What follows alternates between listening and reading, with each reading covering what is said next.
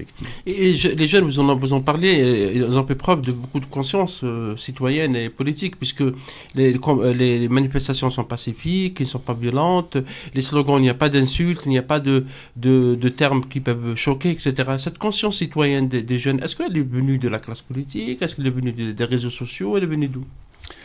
Alors, je sais bien qu'on est tenté de dire que tous les politiques se valent et qu'ils ont tous échoué. Je serais plus nuancé que ça. Il y a eu quand même des militants anonymes, connus ou moins connus, qui ont consacré leur temps, qui ont abandonné leur famille, qui ont sacrifié leur liberté et quelquefois leur vie pendant des années et des années sans rien attendre en retour.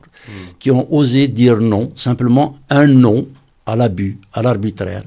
Je crois que ces messages-là, on finit par sédimenter, donner du courage, dire que tout n'est pas irrémédiablement perdu, qu'il est possible de se battre, et ça a fini par arriver en 2019, mais ce qui est important, c'est le fait que ce soit traduit de manière aussi civilisée, aussi calme, aussi intelligente, que les provocations qui étaient tentées n'ont pas pu amener le pouvoir à s'abîmer dans la violence, alors que la frustration, les problèmes, les abus, les injustices qui ont été commis auraient pu effectivement tenter des gens de se défausser par des réactions intempestives. Eh bien non, le miracle c'est celui-là. Je crois qu'on peut prononcer le mot du miracle. C'est pour ça que nous devons être modestes, disponibles pour essayer d'accompagner ce mouvement.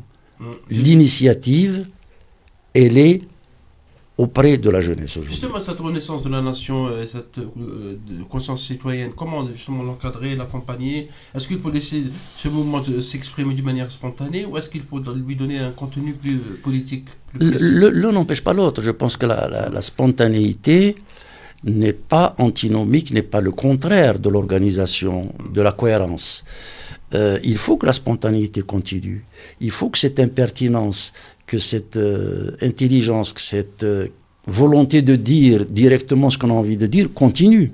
C'est la vie qui est en train de revenir en Algérie. J'ai passé 3h30 vendredi passé parmi les manifestants. C'était une merveille de voir comment les gens se sont libérés, se présentent comme ils se sentent et pas comme on a voulu leur demander d'être.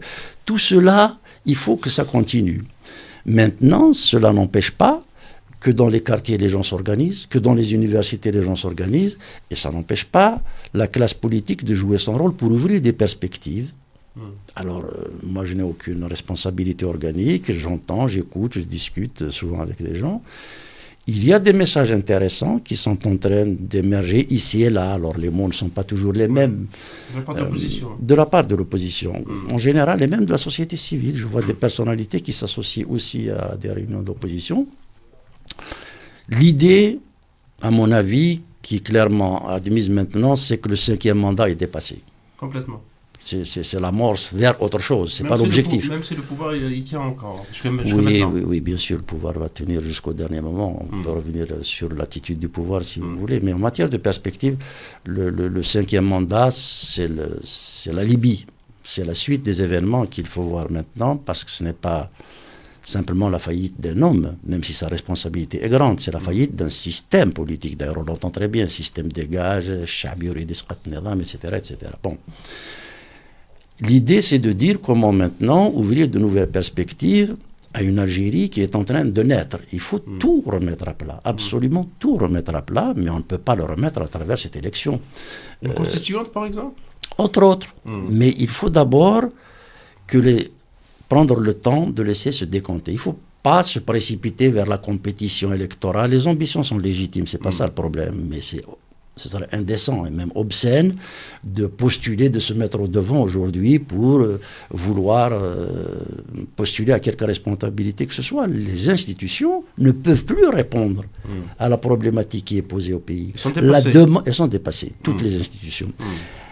La demande, elle est aujourd'hui populaire, sans démagogie aucune.